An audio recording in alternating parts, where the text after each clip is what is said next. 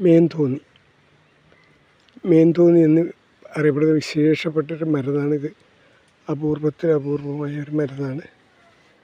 മുൻകാലങ്ങളിൽ പ്രസവത്തിന് ഈ മലികൾ ഇത് അപൂർവമായിട്ട് ഉപയോഗിച്ച് വരുന്നു എന്നാണ് ഐതിഹ്യം പറയുന്നത്. മേൻതോന്നി വളരെ വിഷകാരകമാണ് ഈ മരുന്ന്. ഈ മരുന്നിൻ്റെ കായ കഴിച്ചാൽ ആത്മഹത്യ പോലെയുള്ള കാര്യങ്ങൾക്ക് പ്രയോജനപ്പെടരുന്നു എന്ന് പറഞ്ഞു വരുന്നുണ്ട്. അപൂർവ മരുന്നായതുകൊണ്ട് ഈ മരുന്ന് വളരെ കിട്ടാത്തൊരു മരുന്നാണ്. അതും മഴക്കാലങ്ങളിലാണ് ഇതിന് അധികം വളർന്ന് കിളിർത്ത് വരുന്നത്. അപൂർവ സ്ഥലത്ത് കാണുന്ന ഒരു മരുന്നാണ്.